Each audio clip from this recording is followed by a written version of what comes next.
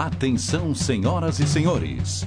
A partir de agora, a TV Mais orgulhosamente apresenta Show Mais. E com vocês, ele, Darcio Arruda. Alô pessoal, muito boa noite, muitíssimo obrigado pela presença de todos, obrigado, boa noite. Aqui estamos para mais uma apresentação do Show Mais. E pasmem os senhores e as senhoras, o programa desta noite leva o número de 2.000, é impressionante, 2.681. É programa que não acaba mais. Extremamente maravilhoso. Mas, ô Luiz, bota maravilhoso nisso aí. O Luizinho tá esperto. O negócio é o seguinte, nós estamos há mais de 13 anos no ar, graças à interação dos nossos amigos telespectadores que participam. Dácio, mas como a gente participa do seu programa? É fácil, é só você clicar aqui o nosso site, que é o www.tvmaisabc.com.br. Não se esqueça, o mais é por extenso, viu, Gustavo? Isso. Não põe o símbolo matemático mais que não funciona. Tem de escrever M-A-I-S, www.tvmaisabc, tudo grudadinho.com.br.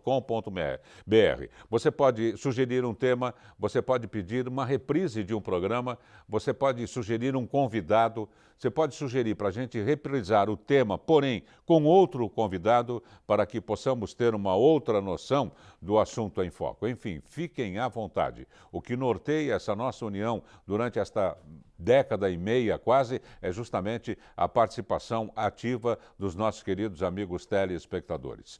Vamos agradecendo e chamando a atenção, no bom sentido, da nossa equipe, Gustavo está só de butuca, da nossa equipe operacional, formada por jovens universitários, bem intencionados, que vêm aqui absorver tudo o que existe de tecnologia nos mais variados equipamentos. Televisão é feita assim, é feita, vamos ver se a gente fala certo, o gerador de caracteres, que é o GC, que mais? O teleprompter, que é o que aparece na câmera para a gente falar, o áudio é importantíssimo, nós estamos lá, olha ele puxando, é o Luizinho, é o áudio, tem o VT, tem o diretor de imagens que seleciona as imagens, nós temos aqui umas 6, 7 câmeras e ele é que escolhe. Tem os câmeras, bem, no resto é a menor dúvida, formadas pelo Gustavo, pelo Marcelo e o Felipe. Então, quem está aparecendo agora no ar sou eu. Daqui a pouco aparece eu mais o convidado. Não é? A minha pessoa mais o convidado. Mas por trás, gente, tem uma equipe fantástica. E a nossa característica aqui é a formação de jovens universitários, que são os terceiranistas, os quartanistas, o pessoal que está fazendo trabalho de conclusão de curso, que por aqui passam, absorvem o que há de melhor e depois o que acontece? Eles, se catapultam para outras emissoras, não só da capital de São Paulo, como de outras capitais brasileiras, e tem já pessoas que passaram por aqui, existem pessoas que passaram por aqui e estão trabalhando em emissoras do exterior. Pode ser rádio, televisão, sites, enfim, é uma gama muito grande nessa nova fase da comunicação mundial. E é para eles que eu pergunto, e quero uma resposta esperta, sincera. Se não estão afim, é só falar, a gente para, eu levanto e vou embora. Não, se tiverem, vocês avisam. Estão afins de colocar mais esta edição do Show Mais na maior da boa vontade no ar, sim ou não? Sim! Ah, bom, estava apreensivo. Então, atenção, tripulação, aqui é o comandante... Para de rir, ô Luiz. Aqui é o comandante Arruda a preparar a aeronave para a decolagem imediata, puxando o manche.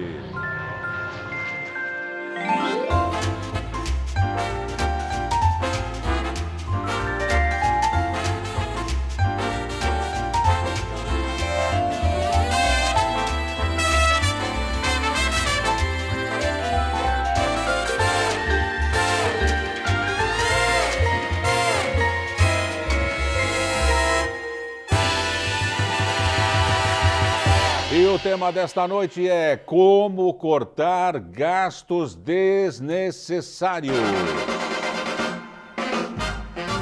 E o convidado desta noite, em cima, hein, Luiz? Gostei. O convidado desta noite, logicamente, a gente procurou com muito carinho a nossa querida Elisângela Lima, um educador financeiro. Porque mexer com dinheiro, às vezes você mexe com muito dinheiro, da zebra você perde tudo. Às vezes você mexe com pouco dinheiro, não é que dá sorte. Com educação, com respeito. Não se esqueça, o dinheiro não aceita desaforo. Por isso que nós convidamos o educador financeiro. Palmas para o senhor Bruno Chacon. Obrigado, Bruno, pela presença aqui no nosso programa. Uma boa noite. Boa noite a todos que estão nos vendo. Muito obrigado pelo convite, Darcy. Espero poder ajudar todos Com certeza. a cortar os gastos. Ô Bruno, o tema é como cortar gastos desnecessários. Agora, o que é um gasto desnecessário?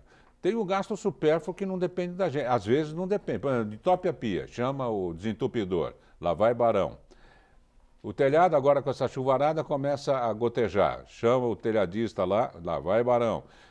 Como a gente contém, digamos assim, esses gastos supostamente desnecessários? Nesses dois casos que você acabou de falar, são gastos por causa de falta de manutenção. Então, talvez uma manutenção, um valor 10% da sua renda guardando por mês para imprevistos, evitaria algumas surpresas como essas.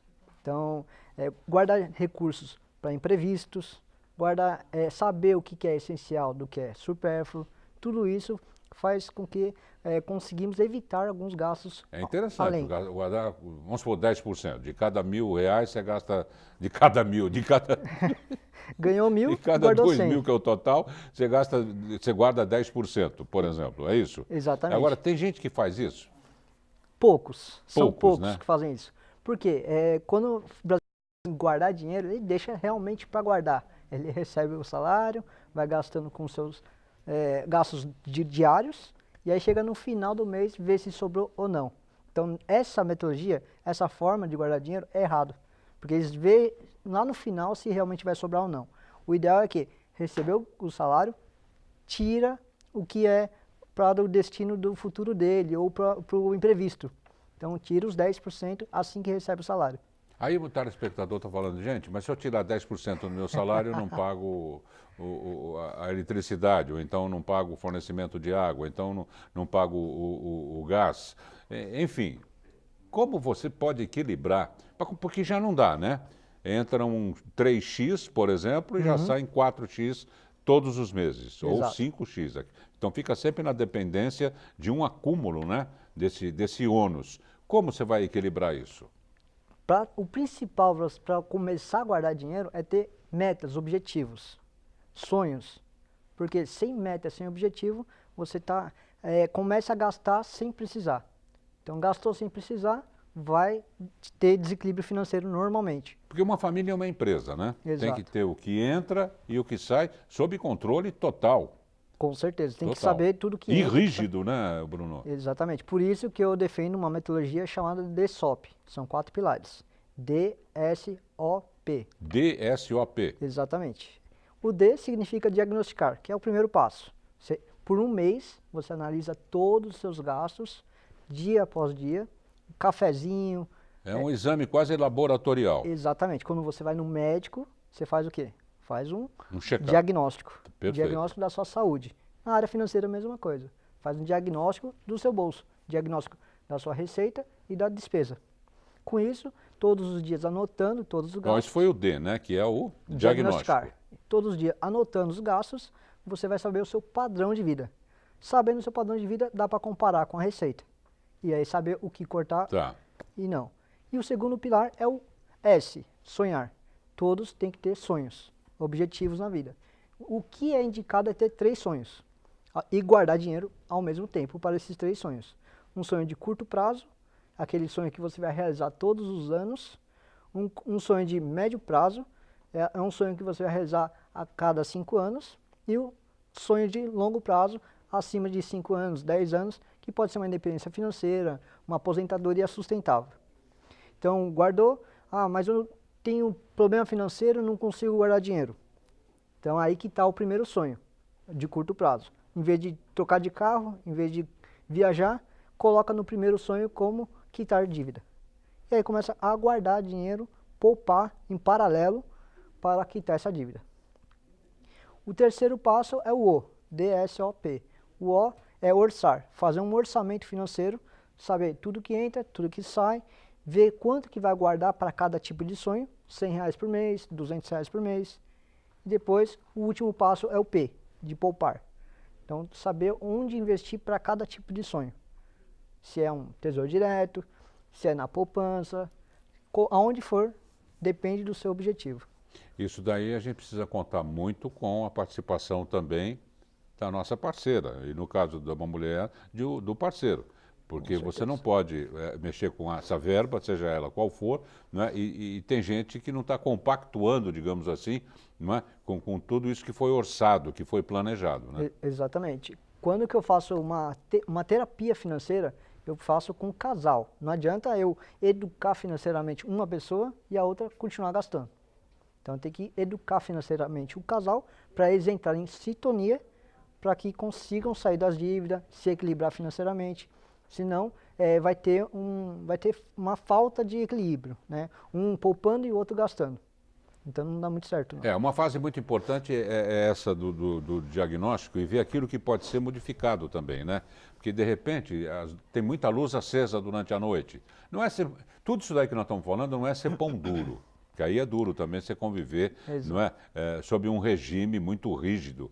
Não é? Você não pode nem se mexer, né? Mas de repente você está deixando luzes acesas, ou então luz de uma potencialidade muito grande que pode ser trocada por lâmpadas mais modernas, mais econômicas, não é? Exato, são os pequenos gastos que fazem a grande diferença. Então, demorando muito no banho. Exato, é um banho demorado, às vezes até um caminho, dependendo da rota do trabalho, gasta mais combustível e tudo mais. Então um pouquinho aqui, pouquinho ali, vale, no final dá uma grande diferença. Por exemplo, eu faço palestras e eu falo muito de pessoas que gostam de comer uma pizza, por exemplo. R$50 por fim de semana, dá R$200 por mês.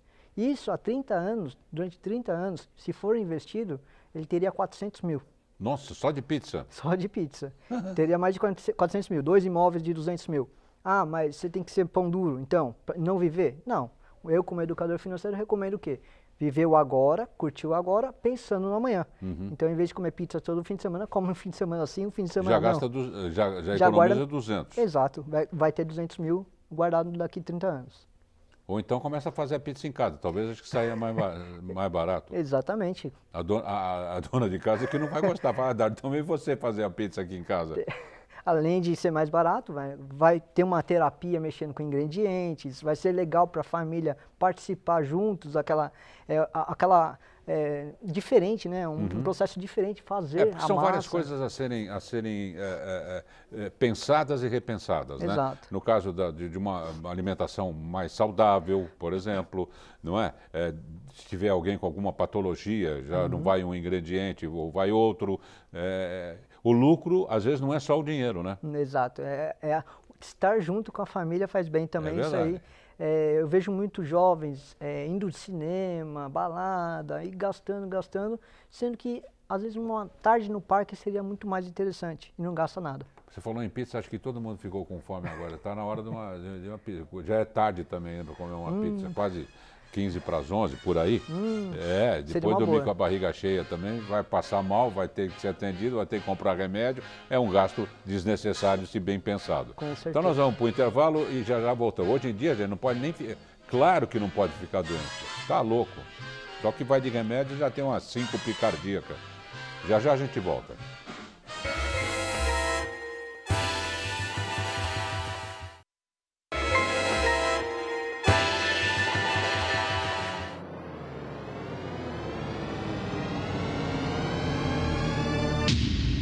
Atenção, a TV Mais adverte. O programa Show Mais causa dependência cultural.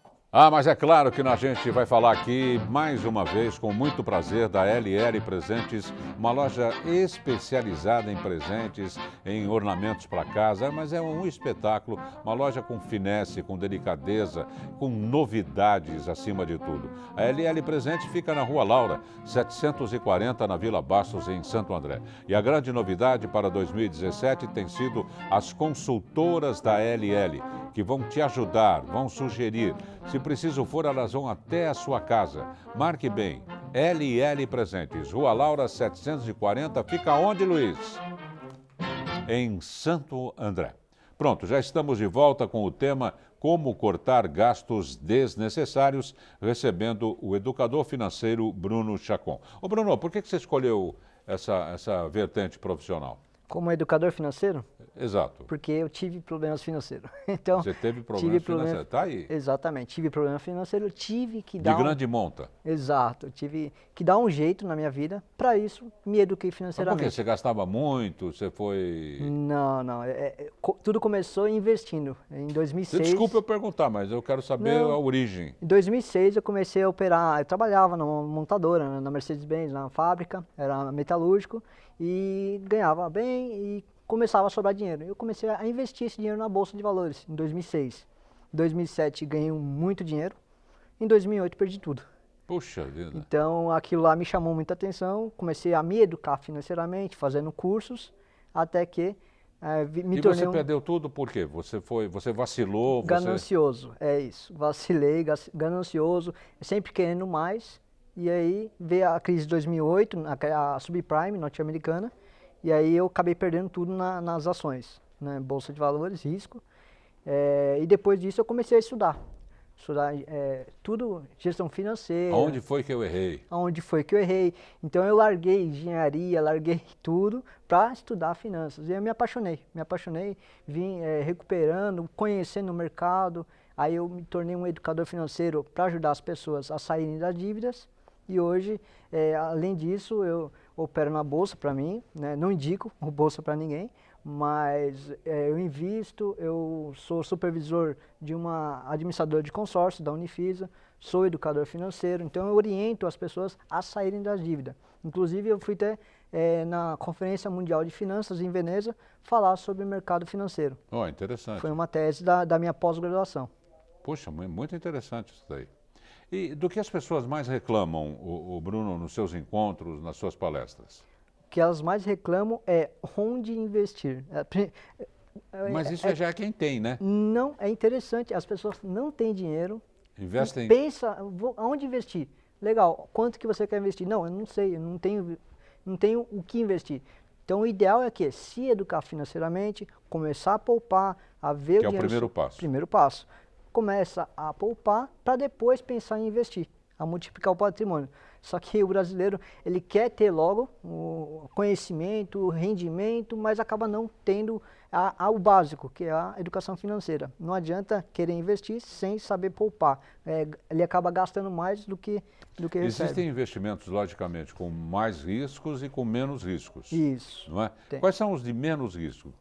Poucos rentáveis em relação aos de grande risco, mas tranquilos, seguros. Tem, poupança, não tem risco, mas também ela remunera pouco. Tem um LCI, LCA, tem alguns que tem fundo garantidor de crédito, por exemplo, que aí o banco, se acontecer algo no mercado, garante R$250 mil para o investidor. Agora, aumentando o espectro, comprar bem móvel ou imóvel, são investimentos seguros? Depende. Se for para moradia, é bom, está morando. Se for para investimento, tem que analisar se o aluguel realmente compatível com o que foi investido. Às vezes, exatamente. Por exemplo, eu fui para a área de consórcios, por quê? Consórcio não tem juros, é uma forma de conseguir comprar um bem sem pagar um financiamento e dá para multiplicar o patrimônio. Então, poucos sabem, um consórcio, quando contempla, dá para deixar o dinheiro investido no fundo que é um dinheiro que você não teria. Por exemplo, tem R$100 mil, e você faz um consórcio de 300 mil. Ofertou um lance, contemplou essa carta de 300 mil, você pode optar por comprar um imóvel, deixar alugando, ou você pode optar por deixar esses 300 mil rendendo até o final do grupo. Então, você só tinha 100 mil, agora tem 300 rendendo para você. Então, multiplicou o patrimônio dele. Então, tem vários investimentos. Tesouro direto, LCI, LCA, a própria Bolsa de Valores é um investimento, lógico que tem o risco dela. Agora, pela experiência que você tem, né, o investir, nós estamos conversando numa camada da atmosférica do investimento. Uhum. Agora, antes disso, a pessoa às vezes tem no DNA dela, não é, esse risco de investidor, essa prova de que ele não vive satisfeito se não investir, se não procurar novas janelas da vida financeira. Né? Mas isso, às vezes, a pessoa é mais recatada, a pessoa é mais tímida, não é? Para tudo, inclusive para a vida financeira. Não é? Como equilibrar uma coisa com a outra? A pessoa tem que ter primeiro um autoconhecimento, saber qual é aonde ela quer chegar, né? Saber se ela é uma investidora moderada, se ela tem aversão a risco. Então ela tem que se conhecer primeiro para depois pensar em investir. Eu falo que o melhor investimento é aquele que você coloca a cabeça no travesseiro e dorme tranquilo. Se você dormir preocupado, não está sendo um bom investimento. Você está ficando preocupado, gera estresse. No primeiro bloco falamos de gastos de remédios, farmácia, então acaba gerando preocupações, então não é um bom investimento. Porque o investidor profissional é exatamente aquele que bota a cabeça no travesseiro e dorme. Dorme tranquilo. Aliás, ele não está nem aí.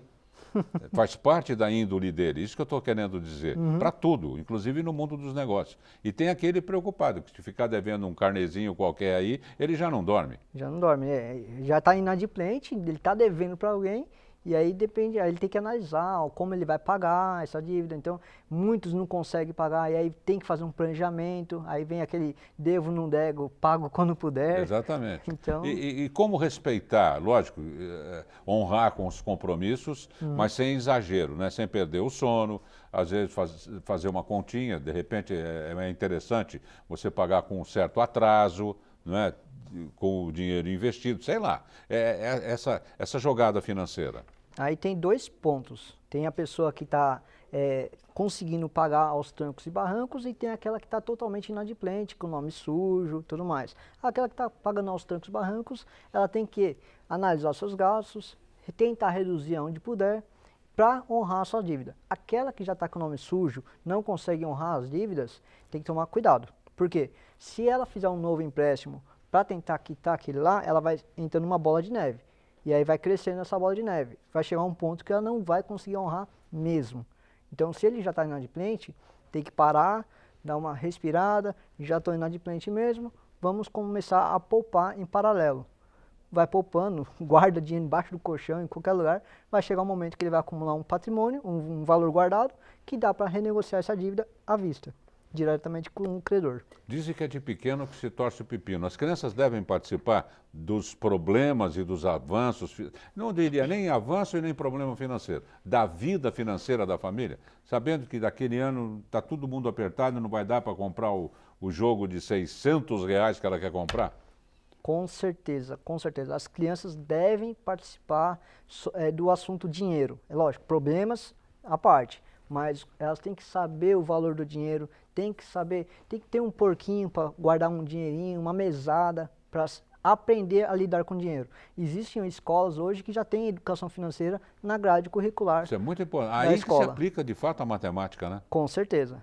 A própria DSOP Educação Financeira implanta nas escolas a educação financeira na grade curricular das crianças, de primeira série até terceiro colegial. Para quê? Para aquela criança ir para o mercado de trabalho, quando começar a ganhar um dinheiro dela, já saber se controlar financeiramente. Isso é muito bom. É importante. As mulheres têm um faro, têm um respeito maior pela vida financeira, porque dizem por aí que elas gastam muito, mas não é verdade não. Elas têm um controle total com datas, inclusive, na cabeça, essa coisa toda. O homem às vezes se preocupa extrabanadamente, sem saber o porquê está se preocupando. Exato. As mulheres têm muito, sabem muitos números, elas conhecem muito bem os seus números, e lógico, elas gostam de consumir com que ela se sente prazer, assim como os homens. Né? Todos têm os seus gastos, as suas receitas. Então, a dica que eu falo é saber o que é supérfluo, o que é essencial na vida de cada um. Né? Não é sair consumindo descontroladamente. Eu falo que o interessante é que as pessoas vão para o shopping fazer shop terapia. O que é shop terapia? Distrair a cabeça, tomar um sorvete. Só que dependendo como for, ver a vitrine e ver lá 50% de desconto. Aquilo lá mexe com a cabeça. Ela nem sabe qual é o preço real da peça, mas escreveu o desconto. Isso aí não é só as mulheres, tanto os homens também fazem isso, com terno, sapato, e as mulheres com botas. Então é super normal. O que tem que ter? Autocontrole. Saber se conhecer e ver na hora que estiver diante de uma promoção, perguntar, eu preciso disso? Essa é a frase ideal, eu preciso disso? E ir para casa. Se realmente precisar daquilo no dia seguinte, aí sim começa a estudar qual é a loja, qual é o site mais barato com aquele produto. Só não pode exagerar também, né? Porque hoje em dia um passeiozinho no shopping, mesmo não comprando nada, já sai caro. Não é? Exato. Que é estacionamento, é um lanche aqui, é um sorvete ali. Dependendo do número de pessoas da família, sai mais caro que a pizza que você falou aí. Com certeza. Aí vem almoço, ou vem a janta, Com certeza. O cinema. Aí o filho gosta de assistir desenho e começa a ver propagandas de brinquedos, aí vê na vitrine aquele brinquedo, ele vai querer... Eu falo que o filho sai do shopping de duas formas, né? Ou ele sai arrastado do shopping, ou ele sai com o brinquedo na mão. É verdade. O que você colocaria para a gente encerrar para os nossos amigos telespectadores de uma maneira sucinta, não é? Para um casal com 2 filhos, um meio padrão, um modelo para que ele possa viver, passear, economizar, guardar, gastar, ter uma vida financeira com saúde. Primeiramente, eu digo que tem que ter o assunto dinheiro em casa. Muitos evitam essa palavra, evitam o assunto, então acaba piorando a situação. Então façam reuniões a cada ano, 1 ou 2 reuniões com a família inteira, inclusive com os filhos, falando qual que é seus objetivos, qual é suas metas, quanto vai poupar por mês, fazer um diagnóstico, ver todos os gastos e analisar quanto que entra, quanto que sai e colocar isso no papel. E com isso ver aonde cortar os gastos, incluindo as crianças, incluindo luz, tudo que for os pequenos gastos em casa. Obrigado, Bruno, pela presença. Bruno Chacon, educador financeiro. O site, gente, é www.dsop.com.br. Até a próxima, Bruno. Obrigado pelo convite. Olha aí, tá aí o site. Tá bom, já sei. Por hora é só. A gente volta, se Deus quiser, na próxima apresentação do Show Mais, começando exatamente às 10h30 da noite. Um forte abraço a todos, muitíssimo obrigado pela atenção, pelo carinho. E se vediamo domani, baby, vem aí na sequência. Nossa programação está um espetáculo. Meia-noite, o programa Clique Noite com ele, Edmir Cleto. E o J Mais à 00:30. Tchau, fui. A economia é uma virtude distributiva e consiste não em poupar, mas em escolher.